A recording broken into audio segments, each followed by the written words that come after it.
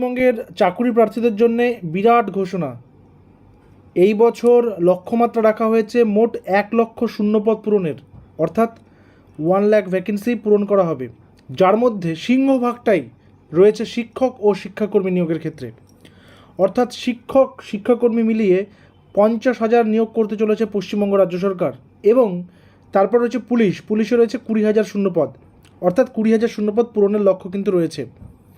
এই দুটো বিষয়, অর্থাৎ যারা শিক্ষক শিক্ষিকা শিক্ষাকর্মী, অর্থাৎ যেখানে গ্রুপ সি গ্রুপ ডি এই সমস্ত পরীক্ষাগুলোর জন্য প্রস্তুতি নিচ্ছ বা যারা নিজেদেরকে তৈরি করেছো, তোমাদের জন্য কিন্তু একটা বিরাট খবর রয়েছে। এবং এই শূন্যপদ কিন্তু যেটা অনগোয়িং প্রসেস রয়েছে সেটা মিলিয়েই, এবং তার সাথে আপার প্রাইমারি কিন্তু নতুন করে রিক্রুটমেন্ট হতে চলেছে। ঠিক আছে, আপার প্রাইমারি পরীক্ষা হতে চলেছে খুব শীঘ্রই, এবং সেটা দেখবে যেহেতু বাজেট ঘোষণা হয়ে গেল, হয়তো জুলাই মাসেই রিক্রুটমেন্টের নোটিশ চলে আসতে পারে, জুলাই অগস্টের মধ্যেই।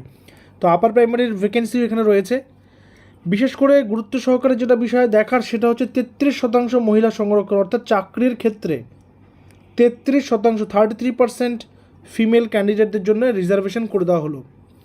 এবং যেটা আরও বেশি গুরুত্বপূর্ণ, যেটা হচ্ছে সরকার বলেছিল 5 বছর করে বয়সের ছাড়, সর্বোচ্চ বয়সের ক্ষেত্রে 5 বছরের ছাড়, যেহেতু কোভিড-19 এবং তার পাশাপাশি বিগত রাজ্য সরকার দীর্ঘদিন ধরে নিয়োগ প্রক্রিয়াকে একদম বন্ধ করে রেখেছিল, সেই কারণে 5 বছরের বয়সের ছাড় দেওয়া হয়েছিল। এই ছাড়টা আগামী 2 বছরের জন্যে, অর্থাৎ আগামী 2 বছর পর থেকে আর এই 5 বছরের ছাড়টা কিন্তু পাওয়া যাবে না। যাদের সর্বোচ্চ বয়সে পেরিয়ে যাওয়ার পর যারা 5 বছরের ছাড় নিয়ে সুযোগ পাবে, তাদের কিন্তু এই আগামী 2 বছরই সেই সুযোগটা কাজে লাগাতে পারবে। অর্থাৎ সরকারি চাকরির স্বপ্ন এবার কিন্তু পূরণ হবে।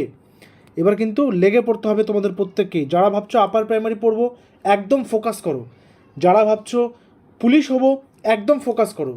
যে পরীক্ষাতে ভাবছো আমি এই পরীক্ষার জন্য প্রস্তুতি নেব, একদম ওটাকেই ফোকাস করতে থাকো। ঠিক আছে, ওটাকে একদম ফোকাস করে লেগে পড়ো।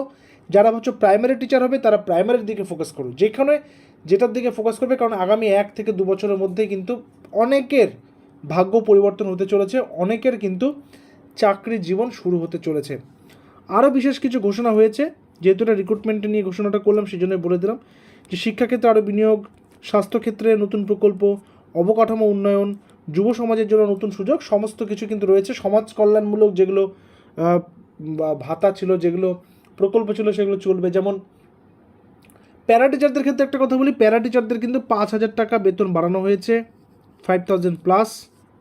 আশাকর্মী যারা রয়েছে, অঙ্গনওয়াড়ি কর্মী যারা রয়েছে, তাদের কিন্তু 5,000 টাকা করে বেতন বাড়ানো হয়েছে।